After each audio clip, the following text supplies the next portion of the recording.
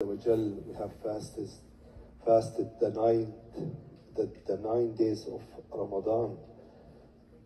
It's the 9 or the 8? And tonight, inshallah, we are in the Juz'a. Tonight is the 10th night of Ramadan. Inshallah, we are witnessing with the mercy of Sura Al Anfal, Sura Al Anfal, the spoil of wars, and the name is Al Anfal, but what is in this surah probably is the most beautiful rules that Allah subhanahu wa ta'ala has given to the believers. And the intention behind this surah and Surah At-Tawbah is the internal fortress strength of the Islamic. And Allah Azza wa Jal in this surah has given us multiple ways how to strengthen ourselves and how to strengthen the body, the community of the Muslims. And of course, as we know, the second ayah, Allah Azza wa Jal is telling us in Surah Al Anfal that إِنَّمَا الْمُؤْمِنُونَ الَّذِينَ إِذَا ذُكِّرَ اللَّهُ وَجِلَتْ قُلُوبُهُم. Indeed, the true believers, they are the one when Allah's name has been mentioned or invoked, their heart will quake, will tremble, meaning that they take it lightly. Allah's name, Allah has mentioned in front of them, His verses has been recited in front of them, it has a special effect on them. And of course that will be achieved through sincerity to Allah Azza wa Jal and through remembering of Allah Azza wa Jal. Remember, in many places, like, we get caught in so many things in our life and we forget until, like, either somebody will, remind us, and all with the inspiration of Allah, we will remember ourselves. But if we are in this situation, when we reach that point that we are always remembering Allah Azza wa Jal, remember this is a protection, a base guard against our enemy, against the shaitan. The hadith of the Prophet alayhi salatu wasalam that talks about is that Allah subhanahu wa ta'ala told him to teach the children of Israel and in the time of Isa alayhi salam.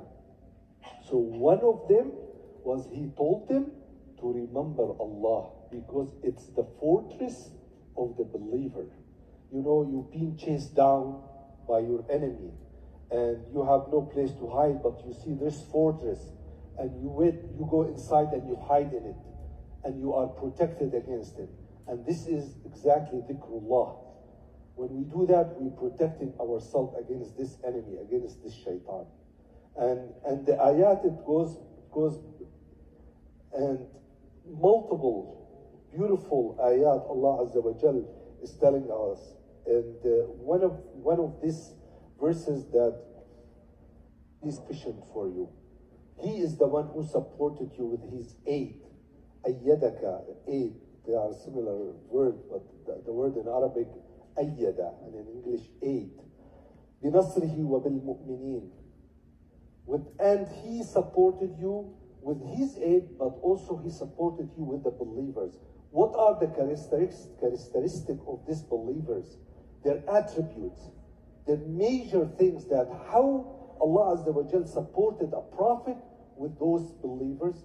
What's their major attitude or attribute? Was Allah has joined their heart together. They have that unity. Allah subhanahu wa ta'ala reconciled between their hearts. وَأَلَّفَ بَيْنَ قُلُوبِهِمْ. And Allah Azza wa Jal put a challenge here that if you spend all the riches of the world, you will not be able to join their heart the way Allah joined their heart together. And that's an extremely important lesson for any successful ummah. Nevertheless, Islamic ummah that we've been suffering for the last few centuries because of our weakness. This is one key that Allah Azza wa Jalla is telling us how to achieve that. This is the rule of thumb for a community, how to achieve that internal strength that Allah subhanahu wa ta'ala is teaching us here.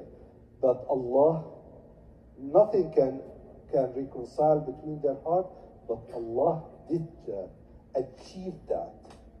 Arrived, that the believer arrived at that point that their hearts were together.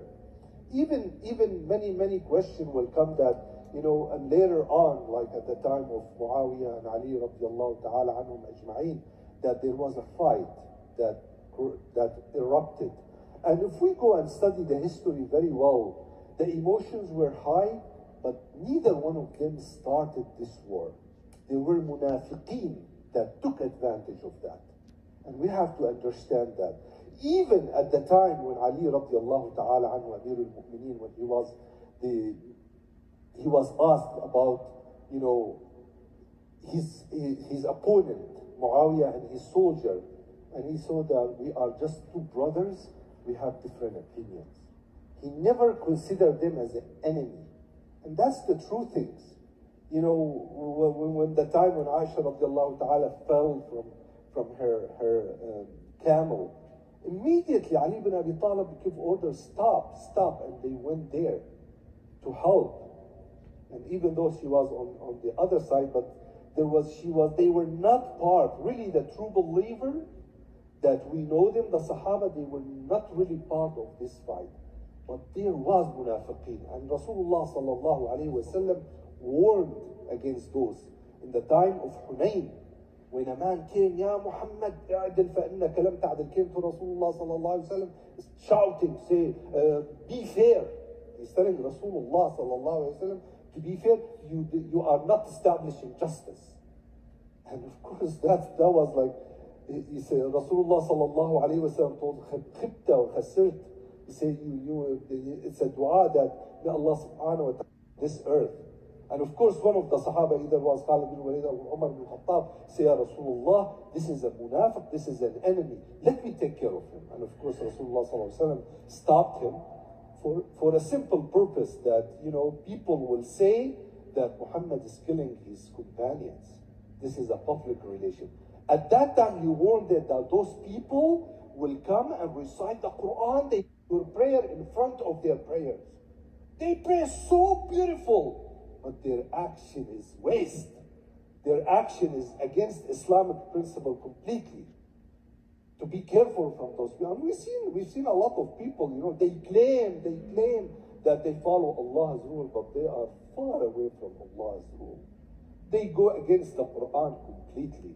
They chop the verses and don't take the entire word or the entire concept that Allah subhanahu wa ta'ala talks about in certain ayat to produce a rule. For example, who do you fight in the time? And of course, in this chapter also talks about the rule of engagement, preparation. وَعَدُّوا لَهُمْ مَا اسْتَطَعْتُم مِّن قُوَّةٍ وَمِن رِّبَاطِ الْخَيْلِ, as an Islamic nation, to strengthen yourself, to strengthen the army, to deter the enemy, to tell that there is somebody who is careful, not to step. But unfortunately, Islamic ummah is far still from there.